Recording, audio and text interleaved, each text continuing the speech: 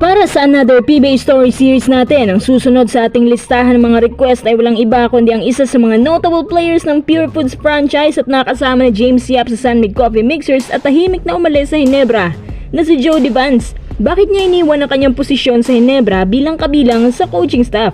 At ano na nga ba ang ginagawa niya ngayon?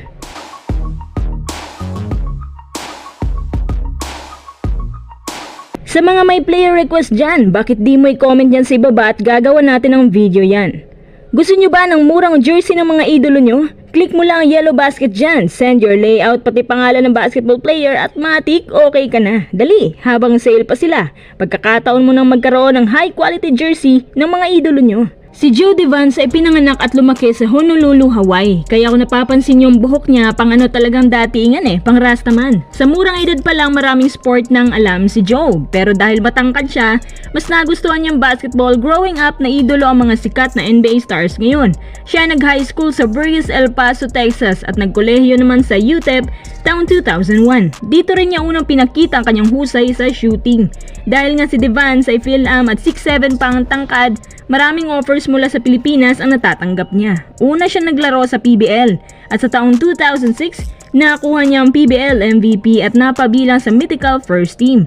2007, nagpa-draft siya sa PBA at gaya ng inaasahan sa tangkad niya, kinuha agad siya ng Wellcoat Dragons na ngayon rain or shine. Sa taong to, ang expansion team na Wellcoat ay under kay Kaloy Garcia at kaya pala kinuha nila si Jody Vance para gawing sentro kasi nung time na yon salat sila sa big man. Dahil nga ginawa siyang sentro ni Coach Kaloy, kaya si Vance hindi naging komportable, hindi rin lumabas ang totoo niyang abilities. Ang nangyari, pinamigay siya sa Alaska Aces, kapalit si Sol Mercado. Magandang pagkakagamit ng Alaska sa kanya at nakitaan siya bilang isang serious threat sa low post at sa offensive capabilities. Habang tumatagal, naging cornerstone siya sa Aces at naging vital piece sa tatlong magkakasunod-sunod na finals appearances at naging malakas na contender team ang Alaska. Kaso, nagkaroon ng problema sa kontrata. Ninais ni Jody Vance na makawala sa Alaska upang makahanap ng team na mas malaki magbayad. Nung time na yon, 350,000 pesos kada buwan ang binibigay sa kanya bilang maximum salary.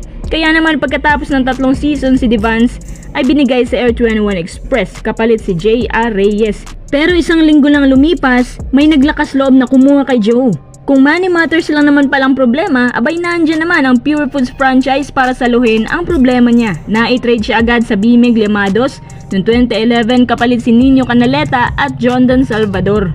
Since nung nailipat siya dito, agad namang umimpak si Vance averaging 31.89 points per game. Grabe na yan pang import at napabilang siya sa mythical second team kaya pinag-sign agad siya ng 2 taong extension sa Pure Food Star.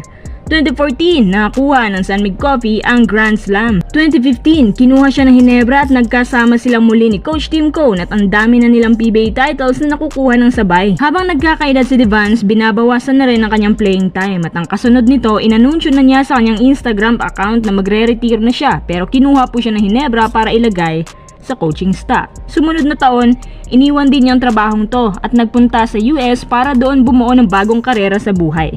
Lingid po sa inyong kaalaman si Joe Calvin Vance, meron pong 12 PBA titles. Isa po siya sa may pinakamaraming championship titles sa PBA. Siya din ay 8-time PBA All-Star at 3-time mythical second team at All-Rookie team noong 2008.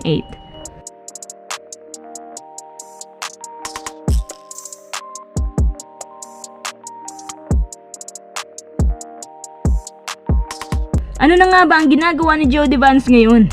Siya po ay meron ng sariling basketball training camp, ang Pacific Light Basketball. Siya din ang head coach dito. Siya din ang assistant coach ng Light Night Center at libangan niyang gumawa ng commentary vlogs at podcast.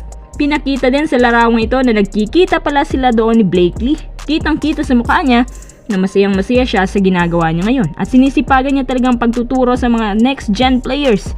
Hindi pa sigurado sa ngayon kung babalik pa ba sa coaching staff ng Ginebra si Jody Vance.